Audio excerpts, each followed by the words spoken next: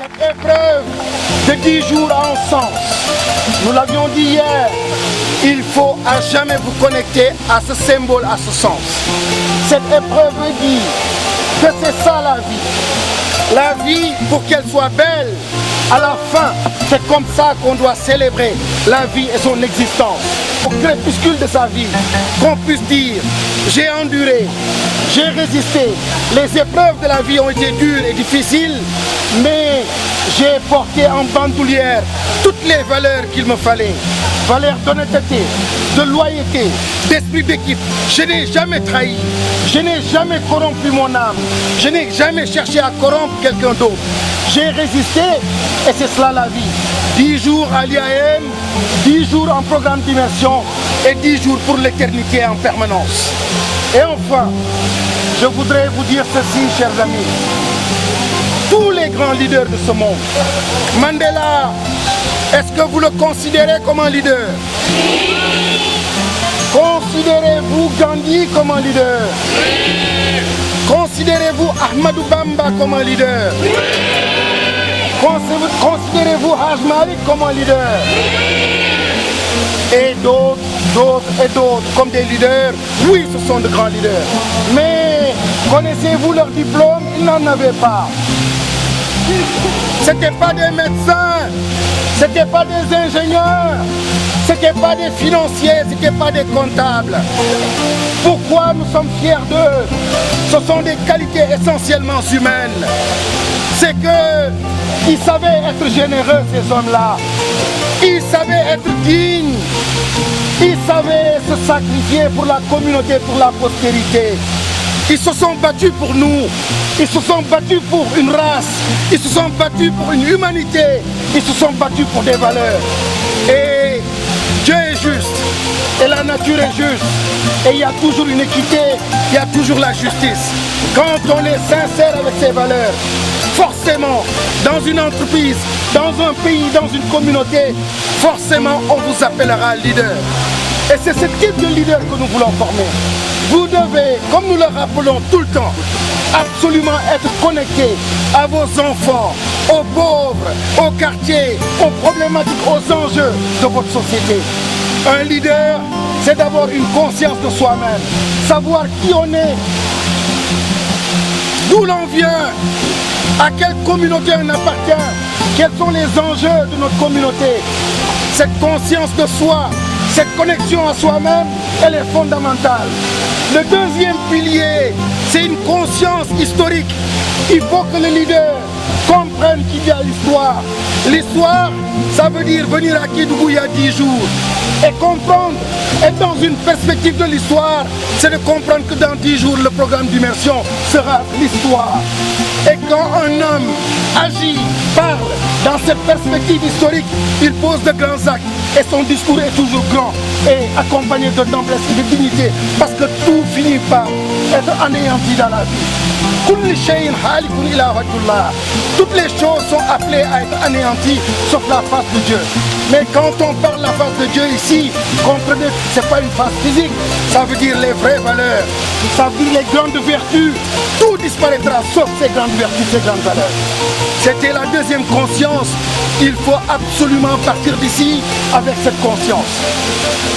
La troisième conscience qui est importante, c'est aussi la conscience de sa communauté, de son environnement. Il y a des êtres humains qui vivent dans une maison sans jamais s'occuper des arbres qui sont dans cette maison. Il y a des hommes qui vivent et des femmes qui ne s'occupent jamais des chats qui fréquentent cette maison. Alors que dans d'autres sociétés, ils s'occupent des chats, ils s'occupent des oiseaux. J'ai vu une image il n'y a pas longtemps. Ça s'est déroulé aux États-Unis. Un petit pigeon, un petit oiseau qui s'était posé sur un fil électrique. Il fallait voir toute l'armée, les sapeurs-pompiers, arrêter la circulation pour sauver l'oiseau. Il permet donc de reprendre son envol. Quel respect pour l'humanité, sa nature et son environnement. Voilà la conscience que nous devons développer pour nous connecter à notre communauté, à nos enfants, aux gens qui souffrent, aux terres, aux montagnes, aux arbres, à tout. C'est notre responsabilité. J'envie ces jeunes Européens, Asiatiques, qui viennent dans nos villages pour dire qu'ils sont là pour se battre pour la protection de la nature et de l'environnement. Ils ne devraient pas être plus dignes que nous. Ils devraient nous trouver sur le terrain du combat pour protéger ce qui nous permet de vivre. La quatrième conscience, c'est la conscience de l'universel.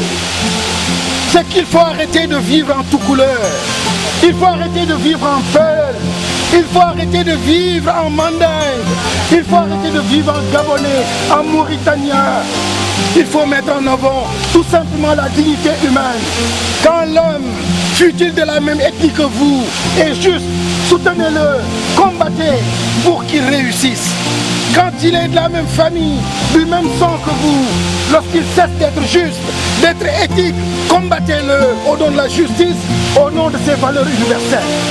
Cette conscience, c'est le propre aussi de ces grands leaders qui font notre fierté. Et enfin, cette cinquième conscience qui me semble être extrêmement importante, celle que j'appelle la conscience du vicariat. Nous sommes chrétiens et musulmans ici, tous de grands croyants, nous croyons en Dieu. Et nous disons dans la Bible, nous disons dans le Coran, que Dieu nous a créés pour faire de nous des khalifas sur terre, des lieutenants de Dieu sur terre. Cela veut dire quoi? Nous devons être le prolongement de Dieu sur terre. C'est à nous de donner naissance à de nouvelles créatures. C'est à nous de développer la technologie pour montrer la puissance de l'homme sur terre. C'est à nous de rendre les gens heureux. C'est notre responsabilité. C'est pas la responsabilité des éléphants. C'est pas la responsabilité des lions. C'est notre responsabilité de rendre cette humanité et cette terre plus vivable. Il ne faut pas, quand je suis ministre, que je ravage tout, parce que dans 3 ans après, je ne le serai plus. Il ne faut pas, quand on me confie des responsabilités, que j'oublie de penser à la postérité.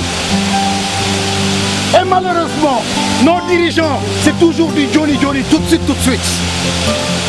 Cette générosité pour penser aux petits-enfants qui ne sont pas encore nés, il faut qu'on ait cette générosité. Mais ça se cultive. Et comment? Par ce que les anciens ont fait en ce moment. Tout arrêter. Ils ont des besoins immédiats. Ils ont des urgences. Ils ont des défis à relever. Généralement tous mariés, pères de plusieurs enfants. Ou mères de plusieurs enfants, ils ont tout arrêté au nom de la solidarité, le legacy, l'héritage, ce qu'il faut laisser à la postérité. C'est une lourde responsabilité que d'interrompre la chaîne de transmission des valeurs. Plus on avance, moins les enfants que nous mettons au monde maîtrisent nos langues maternelles et locales. Quel drame, quel désastre pour l'Afrique et nos maisons. Quel drame que d'amener un petit enfant dans son village, paternel ou maternel, et que la grand-mère qui a mis au monde ce père ou cette mère ne puisse pas communiquer avec sa progéniture. Parce que simplement, il y a le blocage de la langue. Quelle cruauté de la nature!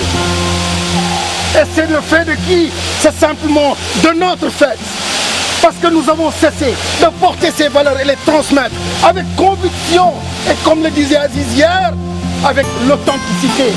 Ma langue Peul est une belle langue. Que je sois fier de montrer ma langue. Le mandingue est un grand peuple. Et toutes les langues parlées, ce sont des langues intelligentes et portées par de grands êtres. Et ainsi de suite, toutes les valeurs aussi africaines sont des valeurs extrêmement puissantes et intelligentes. Jamais on n'aura l'esprit tranquille. Jamais on ne sera en paix le soir en dormant lorsqu'on n'a pas fait ses devoirs. Notre devoir, c'est d'être sur le terrain. Notre devoir, c'est de nous battre pour les plus jeunes. Notre devoir, c'est de nous battre pour les plus pauvres. Notre devoir, c'est de transmettre. On dit que les valeurs sont presque perdues. On dit que la société est en train de se déshumaniser.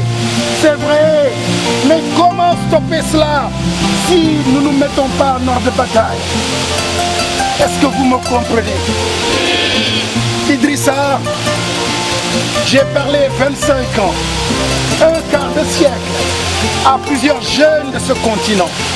Aujourd'hui, ils sont presque 50 000 dans ce continent, un peu partout, dans le monde. Et voilà ce que nous leur disons tous les jours. Battez-vous. Battez-vous. Merci.